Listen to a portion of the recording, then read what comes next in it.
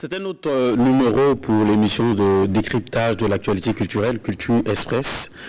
Parle donc de l'actualité culturelle en première partie. En seconde partie, il sera question des concours de chant, opportunités, rêves ou désillusions. Pour en parler, on sera donc avec Nixon Scotty, animateur pendant plus d'une dizaine d'années de Faso Academy, l'artiste Fleur, lauréate de RTL Trace Talent au Burkina, et puis Youssef Ouedraogo, il est journaliste. Avant l'entame, nous avons donc une pensée pieuse à tous ces hommes de culture qui nous ont quittés ces derniers temps.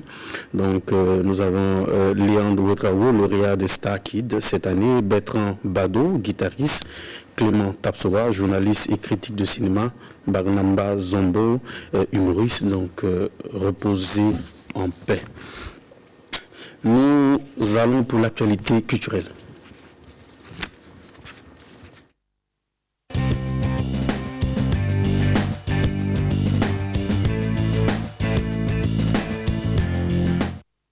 L'actualité culturelle cette semaine est marquée par l'annulation de Jazz Awaga. Donc il faut rappeler que pour commenter l'actualité culturelle, je serai donc en compagnie de Youssef Ouedraogo. Bonjour Youssef. Oui, bonjour Marius, bonjour à tous les téléspectateurs.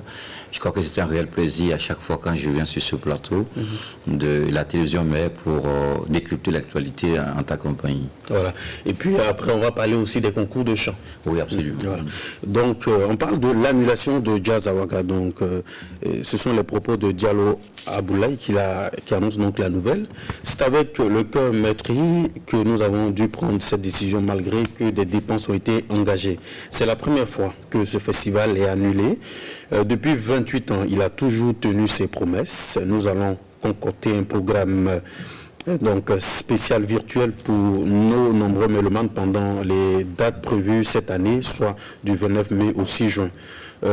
Déjà, comment est-ce que vous voyez la décision de Jazz Awaga, Youssef? Non, je crois que c'est une décision courageuse parce que lorsque la pandémie s'est déclarée sur le continent, notamment au Burkina Faso, beaucoup de promoteurs de spectacles se sont retrouvés en train de réfléchir, est-ce qu'il faut annuler ou bien il faut reporter. Mais le véritable problème qu'on a avec cette pandémie, c'est que jusqu'au jour d'aujourd'hui, on a des difficultés donc à faire des projections dans le futur, c'est-à-dire on ne connaît pas exactement quand est-ce que les mesures donc de restriction vont prendre fin, quand est-ce qu'effectivement on ne va plus parler de Covid-19. Donc quand on regarde très loin, on se rend compte que est-ce qu'il n'y a pas lieu véritablement de se concentrer pour l'année 2021 parce qu'on a l'impression que 2020 est une année donc de Covid-19. Et je crois que c'est une décision courageuse. Est-ce que les autres promoteurs vont emboîter le pas aux initiateurs de Jazz Awaga? Oui. Bon, je crois que c'est une question quand même qu'on va se poser. Parce que déjà, les Koundé prévus normalement pour le 29 mai, et c'est une compétition donc d'artistes où on prend en compte les artistes de l'année. J'imagine, est-ce que les Koundé pourront donc annuler? S'il arrive que les Koundé donc annulent cette édition, qu'est-ce qu'on va faire des potentiels compétiteurs de 2020? Bon, on les garde pour 2021 ou qu'est-ce qu'on fait? Bon, je crois que la réflexion peut être menée peut-être à l'interne. Et je crois que je crois bien sûr qu'ils ont des acteurs qui sont très avertis et qui pourront trouver la meilleure formule. Mais ce qu'on peut déjà dire, vous savez que le Burkina n'a pas bonne presse à l'international aujourd'hui. Il y a l'insécurité, et il y a aussi le fait que Covid, quand on parle des pays africains qui sont touchés de façon foudroyante par Covid-19, le Burkina Faso fait partie. Et quand vous prenez Jazz Awaga et les Koundé, ce sont des événements qui rassemblent sur le sol burkinabé beaucoup d'étrangers. Et c'est pas évident que des stars voudront fouler le sol du Burkina Faso au regard de tout ce qu'on sait. Bon, ça peut être une raison. Maintenant, vous parlez de comment gérer, on va dire, tous les artistes qui certainement se sont illustrés au cours de l'année. On va parler bien sûr des nominés. Je crois que quand vous regardez par exemple l'année 2020, bon, peut-être qu'il y a encore d'autres surprises, le dernier trimestre on ne sait pas, mais quand on regarde 2020, on a l'impression que c'est une année qui est une année vide en termes de sortie d'albums, en dehors donc des chansons de sensibilisation. Il n'y a véritablement pas de vitalité au niveau du secteur culturel. Mais en même temps, les Koundé ne prennent pas en compte les productions forcément de 2020. Ils les prennent jusqu'en, je pense qu'en fin mars, mais avant, il y a les productions de 2019 qui sont donc prises en compte pour donc la compétition. Non, je pense honnêtement que même si les Koundé doivent annuler donc la date du 29, vous l'avez dit, ils doivent tenir compte effectivement des artistes ou du moins des nominés. Bon, il n'y a pas encore eu de nominés. Voilà, ils doivent tenir compte de l'année 2019. Oui, voilà. C'est d'ailleurs ce qu'ils font, ils tiennent compte de l'année 2019. Voilà. Et puis aussi jusqu'en mars. Je pense que la question qu'on pose, est-ce que si on va en 2021, on va laisser tomber 2019 et on va se contenter de 2020? Je crois que c'est ça la question. Et j'ai dit non, 2020 semble être une année pratiquement vide parce qu'il n'y a pas de vitalité culturelle. Quand vous regardez en dehors des chansons, pour ce qui est des artistes musiciens, en dehors des chansons de sensibilisation, bon, il n'y a véritablement pas de nouvelles sorties, il n'y a pas de grands concerts, etc., etc.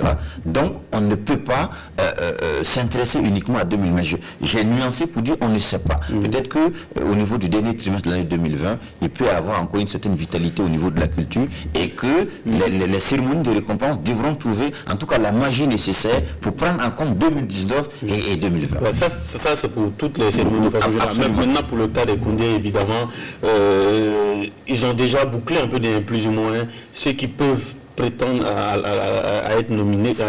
Donc, en attendant, je crois que les organisateurs de Koundé n'ont pas encore décidé s'il faut annuler ou il faut ajouter, etc., etc.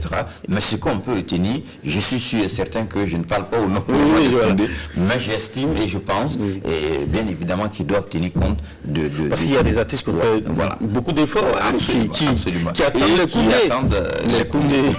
Et au niveau des formats dont vous êtes le promoteur. Oui, bon, au niveau des formats, je crois qu'on n'est pas obligé forcément de suivre parce que chaque événement avec sa nature, on ne va pas dire que nous on est encore à l'état embryonnaire, mais je pense que nous on peut encore gérer les meubles. Au regard donc de la situation, on va prendre la décision qui sied, mais l'annulation ne plane pas trop dans notre esprit. Mais pour les formats, vous prenez en compte ceux qui sont illustrés pour 2020 ou 2019, c'est-à-dire le 1er janvier 2019 au 31 décembre 2019. Donc on attend la suite au niveau de ces cérémonies de récompense. Oui, on attend la suite. Voilà. Et puis une autre actualité, le BBDA a lancé donc ce 22 avril son fonds exceptionnel de solidarité, 150 millions à repartir entre plus de 4500 créateurs vulnérables, donc en raison de 30 000 francs CFA par créateur. Un besoin pressant de soulager les créateurs vulnérables. Cette mesure ne concerne pas les maisons de production et d'édition, les fonctionnaires et les salariés en activité et les bénéficiaires du fonds d'aide aux membres âgés. Comment est-ce que vous pensez, comment est-ce que vous voyez cette mesure-là? Non, je crois que c'est une fonds exceptionnel de solidarité. Exceptionnel de solidarité, comme son nom l'indique. Vous savez, on l'a dit, on l'a redit, que le Covid, avec toutes les mesures restrictives, ont eu un impact, il faut le dire, sur le secteur culturel, notamment les artistes, etc., etc. Alors, le bureau du droit d'auteur burkinabé, qui est censé donc gérer, si vous voulez, les droits d'auteur, devait quand même venir en aide à ces créateurs-là. Et je crois que c'est une initiative salutaire de voler donc au secours de ces artistes qui, vous le savez, qui traversent aussi des difficultés en ce moment. Et lorsque nous avons appris qu'au niveau du BBDA, il y a eu donc la présence d'esprit de mettre en place un fonds exceptionnel d'entraide, d'aide, je crois que c'est bien ça le nom. Fonds exceptionnel de solidarité. De solidarité, voilà. Nous avons salué cette initiative. On peut dire et redire sur peut-être le montant que chaque artiste va percevoir. Oui, 30 000 francs CFA, voilà. Mais approximativement. Au-delà, moi je pense que c'est la valeur symbolique qu'il faut voir. C'est la valeur symbolique de ce geste du BBDA qu'il faut voir et non forcément le montant. Vous avez parlé de 150 millions de francs CFA. Et quand qui proviennent donc du fonds de promotion culturelle. Et je crois que ce fonds-là, on ne va pas dire qu'on détourne, mais quand on met à la disposition donc des artistes, je crois que c'est un acte qu'il faut saluer. Bon, maintenant, vous savez que cette situation de Covid a surpris plus d'un, et beaucoup d'entreprises aujourd'hui sont pratiquement à genoux, et les gens essaient de voir dans quelle mesure on peut venir en aide donc aux travailleurs. Et je crois que c'est dans cette même veine que s'inscrit donc cette initiative du BBDA qu'il faut saluer à justice. Même si certains artistes s'attendaient à ce qu'on ponctue, on puise dans le milliard réservé à la culture pour alimenter le fonds, pour que la cagnotte soit plus consistante. Non, vous savez, la question du 1 milliard 25 millions, je crois c'est bien ça. Oui. Il y a eu beaucoup d'encre et de salive sur cette question par rapport à la répartition, etc. etc. Bon, on s'est posé entre-temps, est-ce que c'est un fonds d'urgence ou bien c'est un fonds de relance des activités, et jusqu'à présent, je crois savoir que le fonds n'est pas encore disponible. Alors, donc, on se pose la question, est-ce que ça sera un fonds de relance des activités, parce que aujourd'hui, on se rend compte que de plus en plus, on tend vers un déconfinement qui peut-être nous augurer d'un meilleur lendemain. Donc, on suppose que si les fonds ne sont pas disponibles en ce moment, est-ce qu'après, ça va servir à l'urgence? Donc, ceux qui estiment effectivement qu'on aurait pu ajouter un peu à la cagnotte pour que ce soit plus consistant, je crois qu'ils n'ont pas tort, parce que ça aurait pu être, si vous voulez, une occasion pour gonfler le montant et permettre aux artistes de pouvoir donc affronter les difficultés liées donc à la Covid-19. Surtout que les créateurs, ils attendent quelque chose du fonds également, de ce milliard. Ils se demandent est-ce qu'ils seront ils vont être pris en compte donc, dans ce milliard, les créateurs. Parce qu'on parle plus d'entreprises culturelles. Oui, je crois qu'ils ont mis en place un comité ad hoc qui a réfléchi, qui a déposé donc ses conclusions auprès du ministre. Et je crois savoir aussi que dans ce comité ad hoc, il y a eu quand même des interlocuteurs, qu'est-ce que je veux dire, des représentants des artistes. Et ils sauront, en attendant que nous puissions avoir donc le rapport, ils sauront donc traduire les difficultés que vivent les artistes. Et je pense qu'ils vont en tenir compte dans la répartition de ces 1 milliard 25 millions de francs CFA. Voilà. Et puis, il y a des artistes qui ont des initiatives. Ce sont des spectacles confinés. Donc, les bons programmes de spectacles confinés. Il y a Bill Lakakora, c'est tous les dimanches à 16h sur sa page Facebook. Le compteur KPG, c'est tous les soirs à 19h30. François Moïse Bamba. Lui mettait à la 3e édition de son festival international de patrimoine immatériel. Il a une manière assez spéciale de le faire, et c'est sur les réseaux sociaux. Voilà, son festival continue, et ça continue donc sur les réseaux sociaux, et c'est tous les soirs sur sa page Facebook. Et puis enfin... il y a Sandrine Nama. Oui, ça c'était la semaine dernière. Maintenant, je ne sais pas si elle va le faire cette semaine. Et puis aussi il y a notre télé-théâtre, c'est avec l'ATB. Voilà. Pour cette semaine, c'est une tempête de Aimé Césaire sur une mise en scène de Prosper Compaoré. C'est du 27 avril au 2 mai, tous les soirs à partir de 19h sur la web TV de l'ATB. C'est original. Non, c'est original. Je crois que vous avez cité beaucoup d'artistes, notamment les artistes musiciens, mais aussi on rentre dans les arts du spectacle, notamment le théâtre, qui veulent utiliser ces nouveaux moyens de communication, ces nouvelles plateformes pour continuer donc de créer. Je crois que une des philosophies aussi de ce monde, c'est l'adaptation. Lorsqu'il y a une difficulté, il faut s'adapter. Et nous avons toujours dit qu'une crise est une opportunité.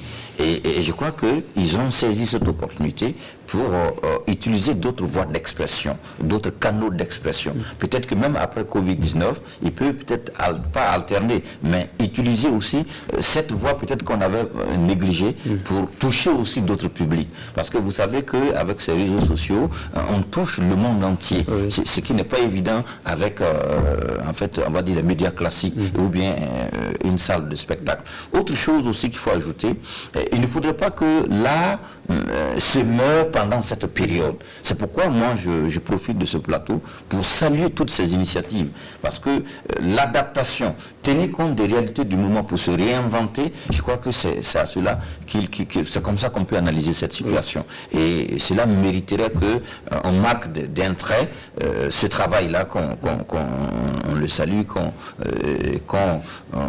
trouve le mot juste, en tout cas pour saluer. Et pour revenir au niveau du théâtre, par exemple, vous voyez que avant même le Covid-19, le théâtre se concentrait uniquement dans les espaces.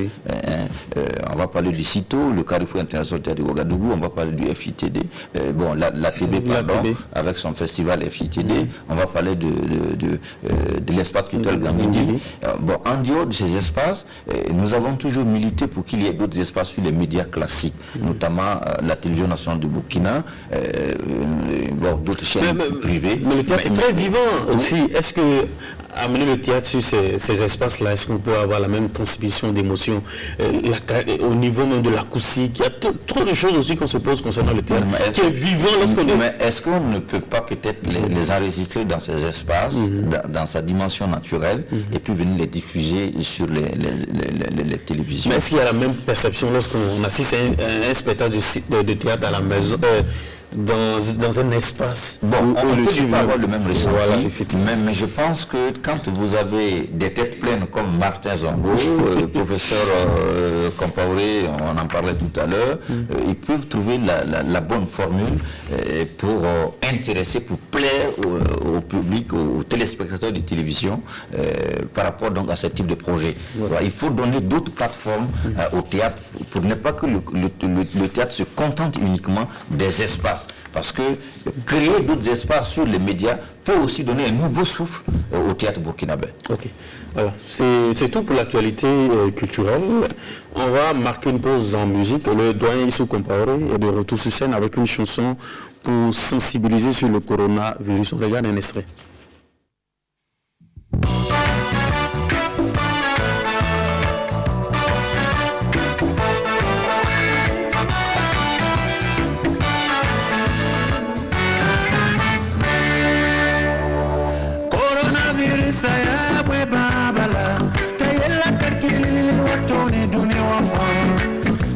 Bayoko tasayok niyenga kala will come atilunga nebungo I sing the wazoko to good on left I sing the wanebo do you want falling I want to need wing rain par yemse I saw where I want to be with gumbolo presinga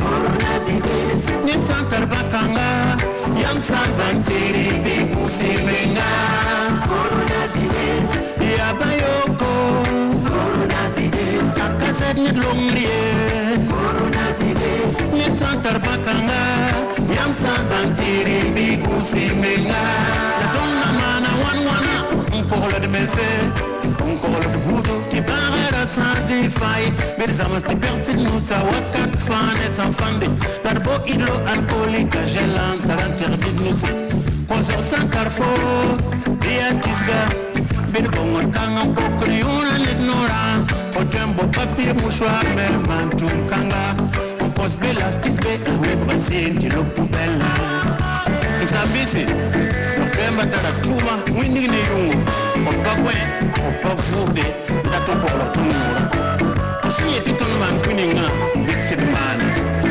Tony la titun ya burkimba La burkimbilde da saras Atenga yinga Apude yinga La remere na tomba Kabwidra Neta pore Rezo sosio na mbapora Balabana Yaye ya tombe wa siksida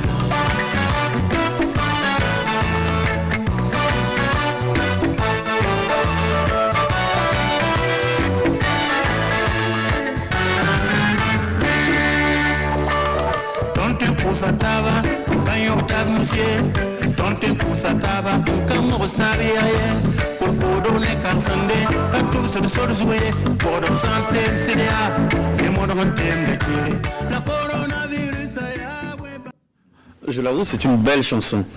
Oui, je crois que c'est... Moi, quand j'écoute cette chanson, c'est une chanson qui vient rappeler qu'une œuvre de sensibilisation, une chanson de sensibilisation doit avant tout être une œuvre d'art. Oui. Alors, ça vient rappeler aussi toute l'expérience que ce monsieur a emmagasinée dans le domaine de la communication, dans le domaine de la sensibilisation et dans le domaine de la publicité. Je crois qu'il y a un journal en ligne, Libre Info, de mon ami Albert Nagrego, qui a eu une interview, ou du moins qui a donné une interview à cet artiste, et qui a mentionné que il a plus de 50 ans de carrière dans le domaine des chansons de sensibilisation. Voilà, donc, et il a autant de chansons, il a travaillé avec beaucoup d'organismes, et on comprend aisément pourquoi cette chanson a été savamment orchestrée. Le message est limpide, le clip est bien réalisé. Au passage, nous saluons Aïwe pour ce grand clip. Je ne suis pas le communicateur de l'artiste. Hein. Mais tu parles bien. Oui, en tout cas, c'est une belle chanson, et puis la chanson est vraiment en rotation sur les médias actuellement. Oui, voilà, ça tourne beaucoup. Oui, parce que vous voyez l'avantage de cette chanson, c'est comme disait mon grand frère l'Almami Baker, que c'est une chanson qui est illustrative des gestes barrières. Et c'est une chanson pédagogique. J'aime bien sûr ce terme-là. Bon, peut-être que vous ne comprenez pas très bien le moré, mais pour ceux qui comprennent la langue, vous voyez qu'il a utilisé des mots simples pour parler de la maladie, et le message est accessible. Et derrière ça, vous avez un joli clip aussi qui vient pour soutenir la chanson et qui permet aux gens, même quand vous ne comprenez pas la langue, automatiquement, vous comprenez le message. Et il a même dit dans l'interview qu'il a accordé à Albert Nagrego qu'il a choisi le reggae parce que le reggae est un genre qui touche à la fois la jeunesse, mais qui touche aussi les gens du troisième âge. Donc c'est un genre qui touche beaucoup de personnes. Donc on peut dire que c'était pas un choix fortuit. Et il a réfléchi quelle est ma cible, et il a estimé que sa cible, c'est à la fois la jeunesse, c'est à la fois les adultes, c'est à la fois le troisième âge, et je crois qu'il a fait une œuvre chevaleresque. Cela me rappelle un peu les chansons. Il y a eu beaucoup de chansons en soutien au FDS, et puis la chanson qui s'est illustrée, voilà, c'est Burkina Sol, de Nourat. Bon, on ne va pas dire que les autres n'ont pas de mérite. Je crois qu'il faut que ça soit clair. Tous ceux qui ont chanté pour les FDS, tous ceux qui ont chanté pour le Covid-19, pour le Corona, ils ont quand même beaucoup de mérite. Maintenant, dans un lot, il y a toujours d'autres chansons. Donc on va dire qu'ils ont chanté sur le Corona. Sur le Corona. Voilà, merci beaucoup pour l'expression. Qui ont chanté contre le Corona. On peut dire tout simplement qu'ils ont aussi eu de mérite, mais bon, dans un lot, comme je disais tout à l'heure, il y a d'autres qui peuvent survoler en termes de qualité, en termes de message, etc. Donc bravo à tout le monde. Voilà. Après ce qui suit, nous allons pour notre thème du jour.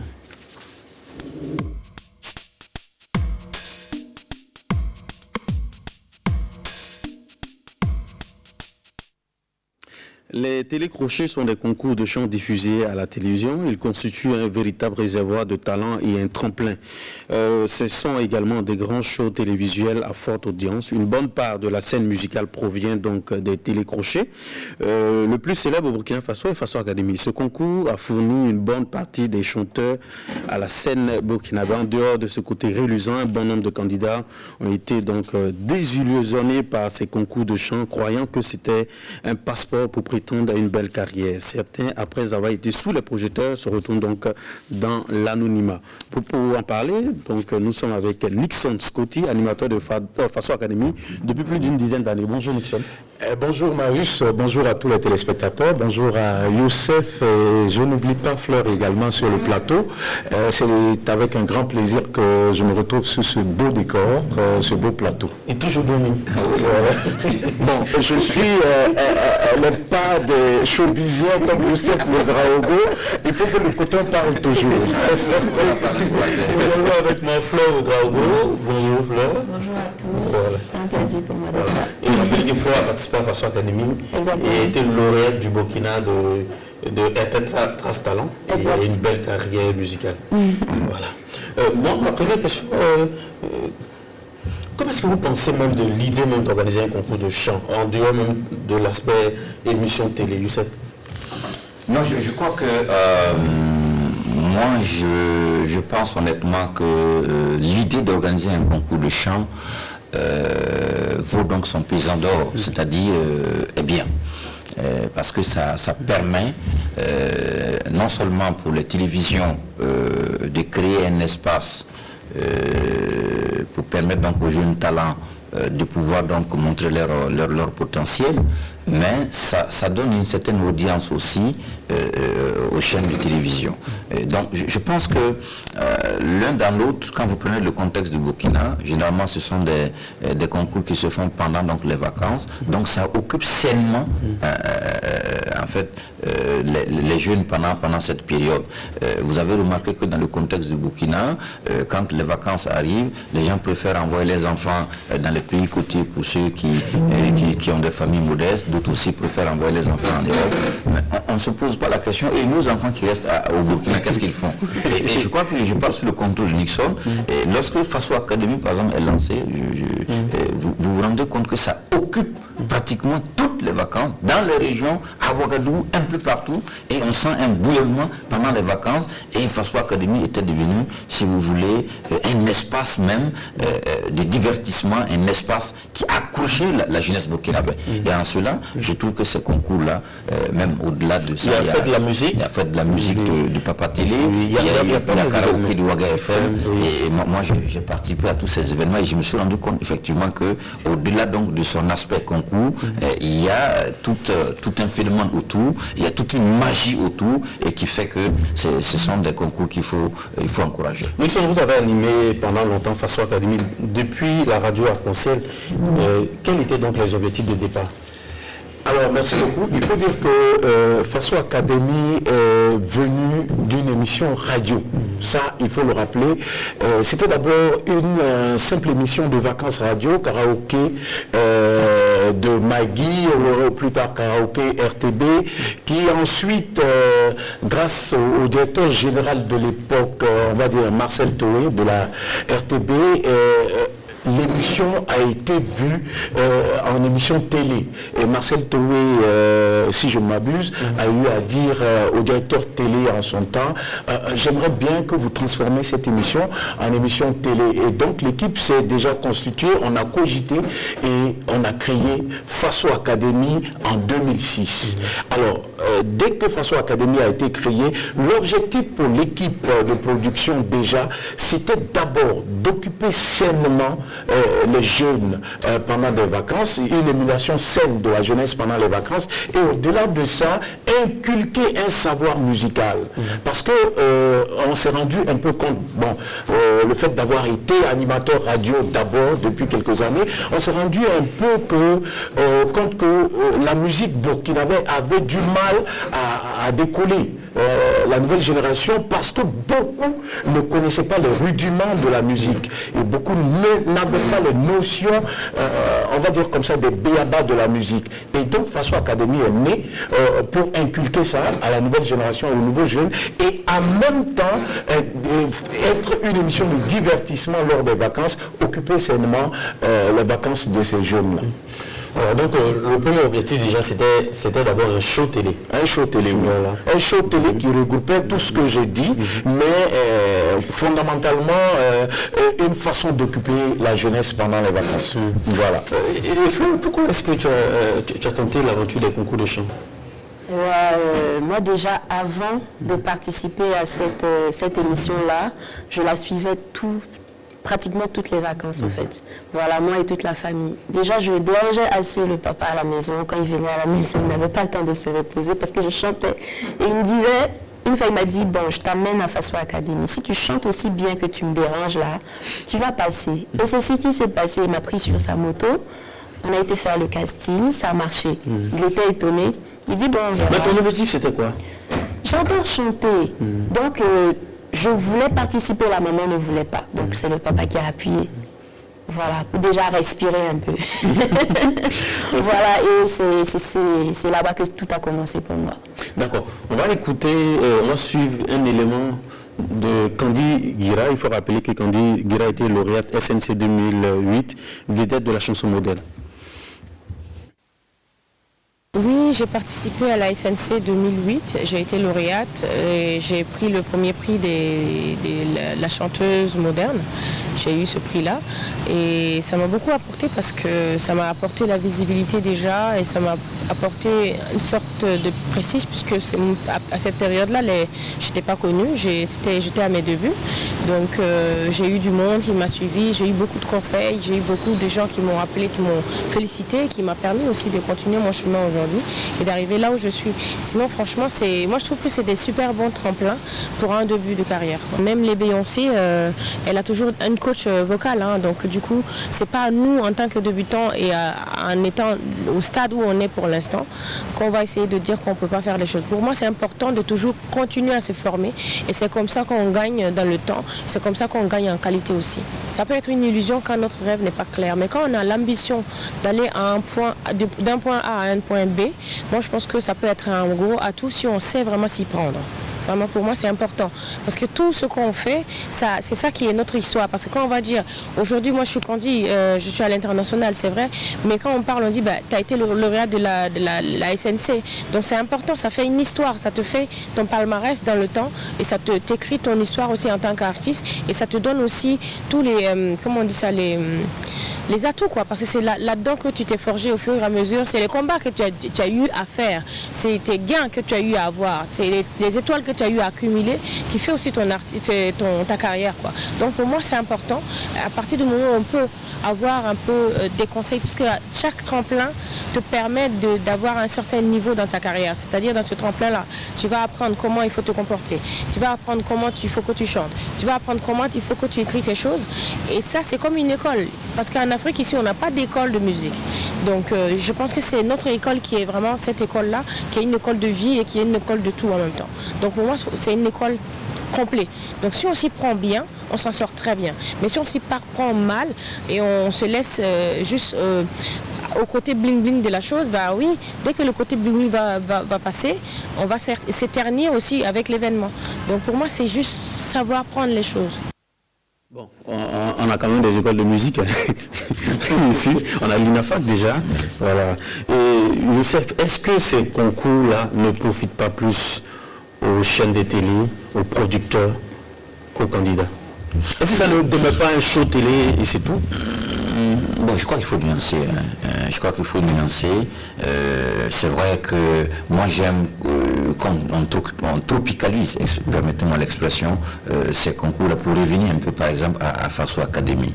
Quand on prend par exemple Faso Academy, au-delà de l'audience que Faso Academy donnait donc à la RTB, comme disait Candy Guéra, que j'aime très bien, ces concours-là aussi ont permis quand même à beaucoup d'artistes d'apprendre les rudiments de la musique.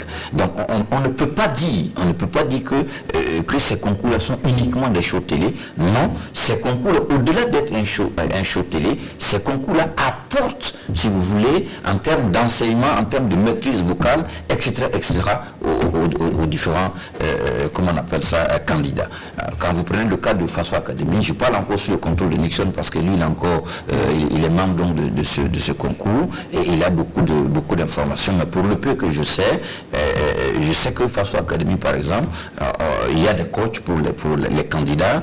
Il y a quand même une période d'hibernation artistique pour les candidats qui leur permet donc d'apprendre à jouer aux instruments et au-delà de ça, d'avoir la psychologie aussi d'un artiste, parce qu'un artiste, ce n'est pas seulement bien chanter, mais il y a tout un comportement qui va avec et tout ça, c'est enseigné pendant donc le concours. Et je crois que c'est pas uniquement un show télé. Fleur, tu as eu le sentiment d'avoir appris des choses?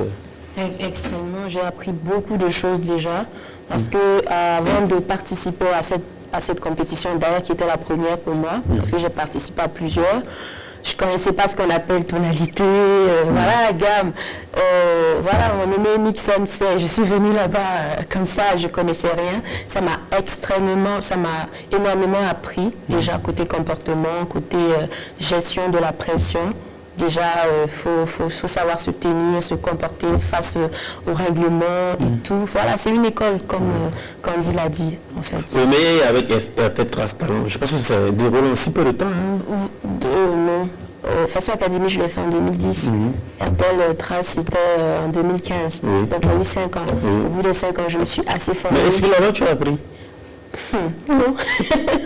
Quoi, sur le plan musique ou... Oui, sur le plan musique, vu que ça c'était international, ça m'a permis de me frotter à d'autres personnes, à d'autres candidats de certains pays. Ça m'a permis de comprendre que musicalement, au Burkina, il va falloir travailler encore et encore. Parce qu'ailleurs, les enfants déjà à 5 ans, ce sont des leaders vocaux dans les églises, dans les gospels. Pendant que nous, on attend de grandir avant de commencer même déjà à apprendre. Là-bas, vous avez eu des coachs et tout? On a eu des coachs, mais le niveau, c'est pas le coach, c'est comme vous l'avez dit, il faut gérer la pression. Parce que quand tu es en compétition avec des éléments, tu te rends compte qu'ils ont un bagage musical énorme. C'est pas évident. Je pense que Faso Académie est une académie vraiment. Alors, Faso Académie est une académie, si je peux le dire ici, parce que déjà Fleur a dit quelque chose de très important. Avant d'arriver à Faso Académie, elle ne savait pas c'était quoi une tonalité. Mais à Faso Académie, elle a su ce que c'est qu'une tonalité, ce que c'est qu'un ton, ce que c'est qu'une mélodie, ce que c'est que la note de musique. Alors, elle a appris beaucoup de choses. Il y a beaucoup de candidats, par exemple, qui n'avaient pas de notions sur la base de la musique. Et aujourd'hui, Fleur, par exemple, elle peut écouter une musique et puis elle peut te reprendre le son de la guitare basse. Beaucoup de profanes ne peuvent pas le faire. Pendant qu'elle écoute la musique, elle sait comment la guitare basse est jouée, elle sait comment la guitare accompagnement est jouée, elle sait comment la batterie est jouée. Donc elle arrive à disséquer tous ces sons-là. Je pense que c'est l'école et plusieurs écoles qui l'ont formé à ça. Et même les téléspectateurs. Aujourd'hui, moi je suis content de savoir que beaucoup de téléspectateurs qui ont été fervents à Faso Académie savent, par exemple, quand ils regardent un clip à la télé où l'artiste chante au faux. On t'interpelle, mais Nixon, celui-là, il chante faux, hein? Et quand tu suis le clip, tu te rends compte réellement que l'artiste chante faux, parce que le téléspectateur, en suivant Faso Académie, a appris lui aussi. Et quand est-ce qu'on dit que quelqu'un chante faux? Je reste toujours dans l'aspect académie. Oui. Est-ce qu'il y a des coachs en chant, en expression scénique, ainsi de suite? Est-ce qu'il y a ces coachs-là? Bien sûr, bien sûr. Déjà, le directeur artistique de Faso Académie est d'abord le premier coach. Dès les inscriptions et la présélection, lui, il coach déjà les candidats avec des encadreurs qui sont là, qui les accompagnent tout au long des primes, des étapes. Alors, et lorsque les candidats arrivent un peu plus en avant, on a cité tantôt Bill Akakura, vous avez parlé de lui, son orchestre accompagne Faso Académie. Et là, tout l'orchestre, tous les musicos sont des coachs pour ces candidats-là. Et Youssef a tantôt parlé d'une hibernation. Pendant cette hibernation, ce sont les coachs qui enseignent. Et il y a des professeurs de musique, par exemple, qui viennent en appui. On peut citer quelqu'un comme Aloïse Nikiema, qui, en matière de technique vocale, est un expert, qui appuie ses candidats et qui, un temps soit peu, ont cette technique. Comment chanter, comment avoir cette voix, comment avoir telle voix. Je pense que quelque part, il y a cet enseignement-là qu'on obtient lorsqu'on passe à Faso Académie. Parlons de professeur de musique, on va suivre Abraham Abassagui. La visibilité, pour ceux qui se sont essayés dans le domaine des arts, savent que ce n'est pas rien, la visibilité, c'est beaucoup. Parce que c'est très cher de faire sa promotion. Donc, les concours de chant ont cet avantage de vous mettre devant un public qui en général est souvent conditionné pour vous accepter quand vous êtes bon. Donc pour moi c'est déjà ça, et en plus de ça, la plupart du temps les concours de chant apportent la formation. Ça apporte la formation parce que pour les bons concours où vous jouez par exemple en live, vous avez derrière un orchestre avec une certaine exigence. Si c'est un bon concours, comme j'ai dit, ça veut dire qu'il y a forcément un chef d'orchestre avec qui vous allez forcément apprendre quelque chose. Vous avez d'autres collègues, vous avez d'autres personnes, vous avez d'autres candidats, et généralement on apprend au contact des autres. Il y a ce deuxième aspect. Et enfin, le dernier aspect, c'est que le concours permettent des contacts. Parce que une fois que ça c'est fait, il ne faut pas dire que le concours de chant c'est une panacée. Parce que beaucoup d'artistes sont déçus après. Parce que dans le quartier où tout le monde dit, ben tiens, je te dis, toi, c'est le sommet, tu es trop bon, écoute, c'est bien et tout et tout. Et après le gars il sort une œuvre, mais ça ne marche pas. Ce n'est pas parce qu'il n'est pas bon, ce n'est pas parce que le concours de chant ne lui a pas apporté tout ce que je viens de citer, mais l'utilisation de cette opportunité-là demande maintenant autre chose. À partir de là, ceux qui vont réussir à la sortie de ces concours de chant se sont entourés d'autres choses. Ces choses-là sont indispensables pour que ce que j'ai cité auparavant, c'est-à-dire la popularité, les contacts et la formation, puissent bénéficier à l'artiste. Il faut s'entourer d'un staff. Il faut qu'il y ait un staff autour. C'est-à-dire qu'une fois que tu es sorti du concours de chant, il faut maintenant qu'il y ait une maison professionnelle qui te prenne, qui fait tout le travail. Ton image, la production, te placer dans les spectacles, les tournées. Tout le reste maintenant c'est un travail qui ne se fait pas tout simplement parce que tout le monde te connaît. Alors on ne viendra pas, tu ne vas pas dire, ah les gars sur Facebook, sur ma page, écoutez, je vais faire un show à la maison du peuple demain et tu arrives, tu trouves que c'est plein. Ça ne se passe pas comme ça. Il faut beaucoup d'autres choses derrière maintenant, un staff, tout un travail, une autre formation parce que le concours de chant c'est de l'interprétation. Après il faut écrire tes propres chansons ou alors te faire écrire des chansons. Il faut épouser un style, il faut aller dans un domaine et tout ça est entouré maintenant d'autres choses qu'il faut... il faut vraiment prendre avec beaucoup de sérieux, ça ne suffira pas. Voilà. Nixon, prenons le cas de Faso Academy, toujours qui sert donc des ans pour d'autres concours. Pourquoi les lauréats n'ont pas généralement une belle carrière? Le premier. Abraham Abbassagé a dit quelque chose de très très important. On ne se focalise pas sur le concours, dire on a été premier à Faso Academy, c'est suffisant pour avoir une belle carrière. Non. Il y a aussi ce qu'on appelle le facteur chance. Dans la carrière musicale, il y a le facteur chance. Je dis cela parce que dans le show business du Burkina Faso, et ça n'engage que moi, il y a des artistes qui chantent en contre-temps, mais qui sont célèbres, qui sont populaires, qu'on apprécie. Oui, il y a ces artistes, je ne vais pas citer le nom, il y a des artistes qui chantent totalement en contre-temps jusqu'à la fin, mais ils sont célèbres.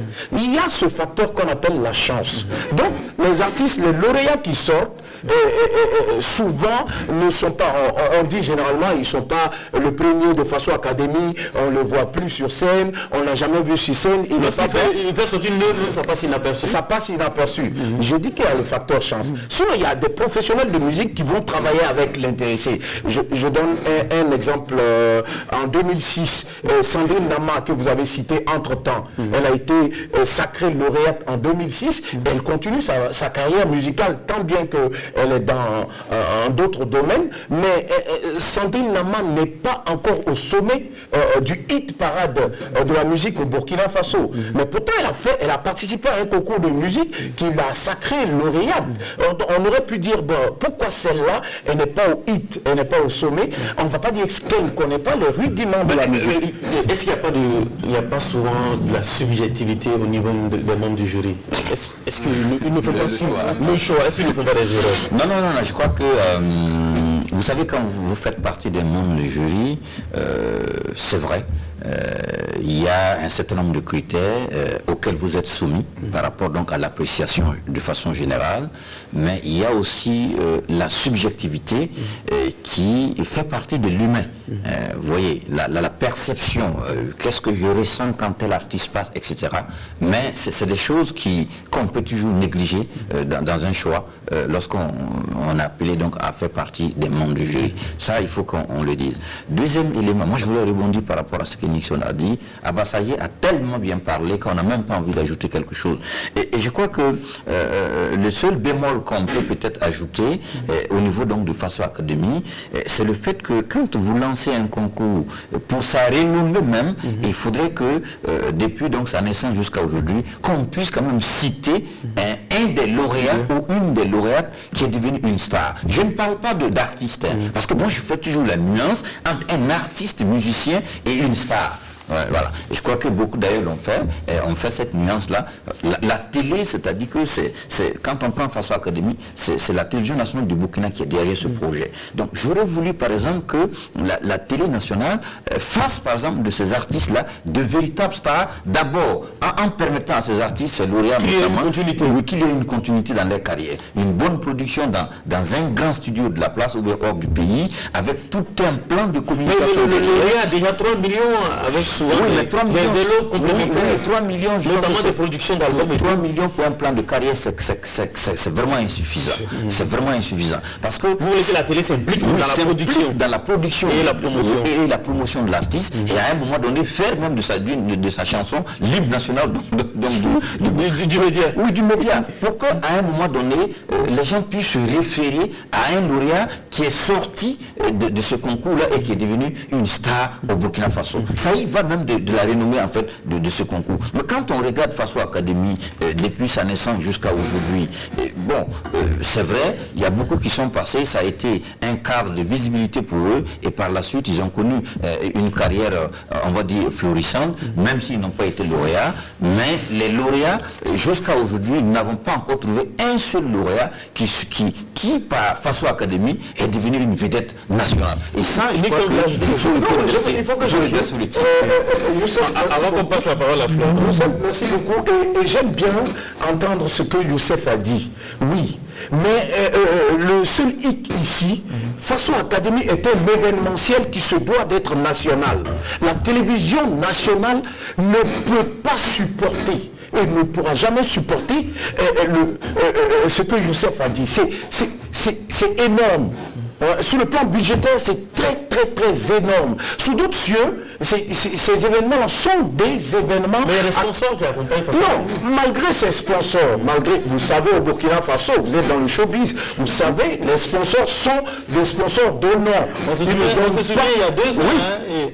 Il y a eu une boutade là. Des sponsors. Oui, les sponsors sont des sponsors d'honneur. Ici au Burkina Faso, quel gros... Le ministre de la Communication a interpellé un sponsor. Oui. Le ministre de la Communication, en son temps, a interpellé pour dire non, un sponsor ne peut pas venir donner juste ça, il peut faire mieux. Donc les sponsors sont des sponsors de nom. Et une telle émission, un tel événementiel demande beaucoup de moyens. Alors, Faso Academy a pour objectif de présenter, par exemple, Fleur, un talent caché. Un dénicheur de talent. Maintenant, un dénicheur de talent comme Papis Ismaël Zongo va dire, je pense que celle-là, elle peut faire mon affaire, et je compte ce talent, je mets dans mon écurie à merveille, et puis je produis.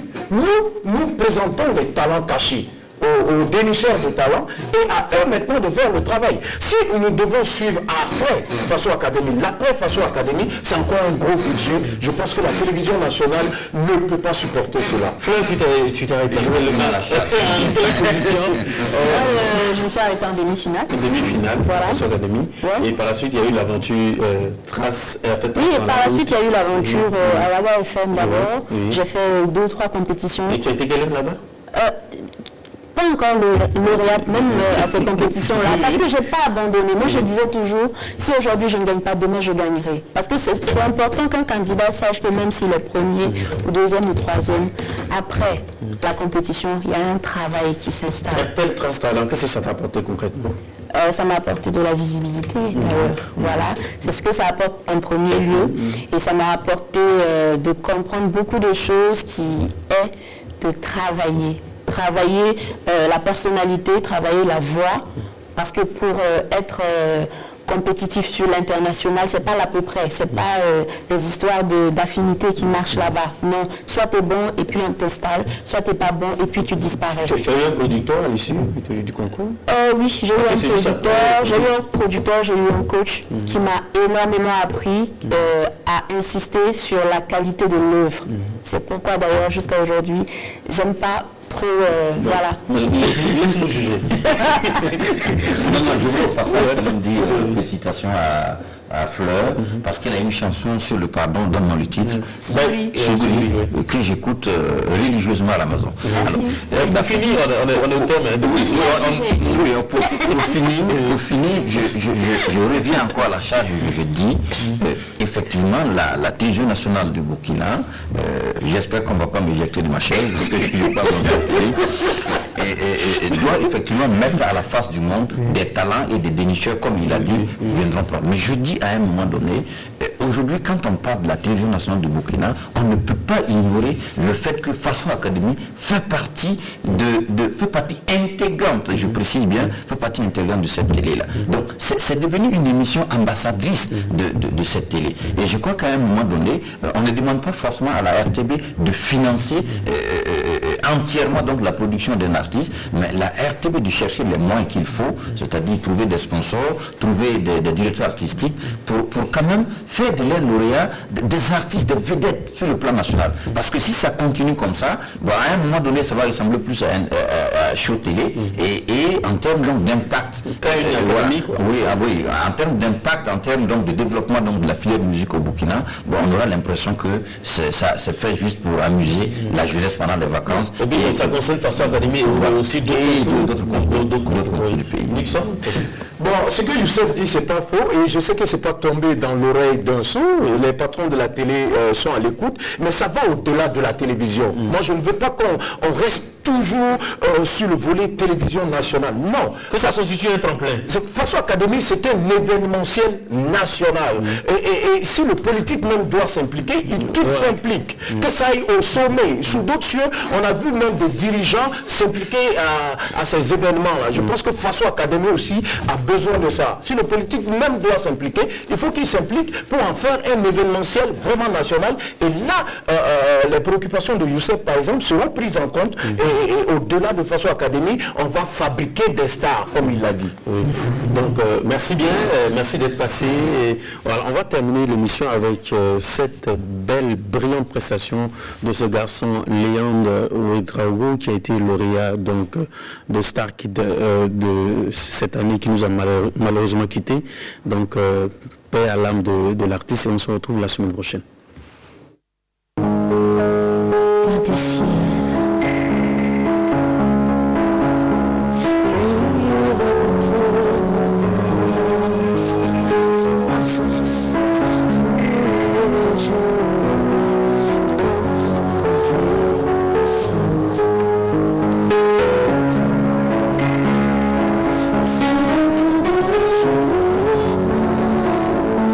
Chapeau, tout cela fait mes armes. Si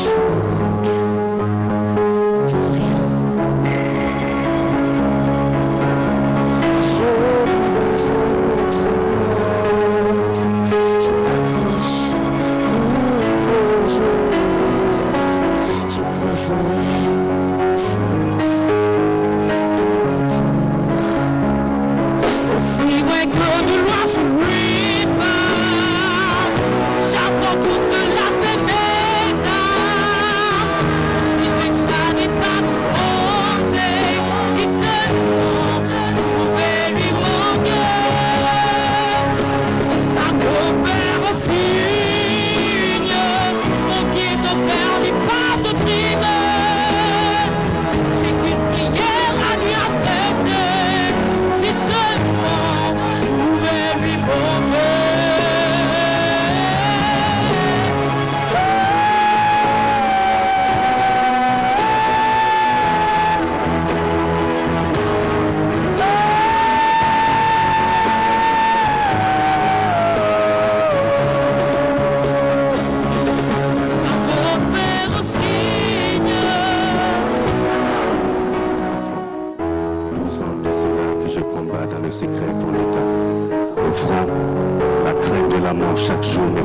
Saint-Esprit, mais ton amour seul me suffit.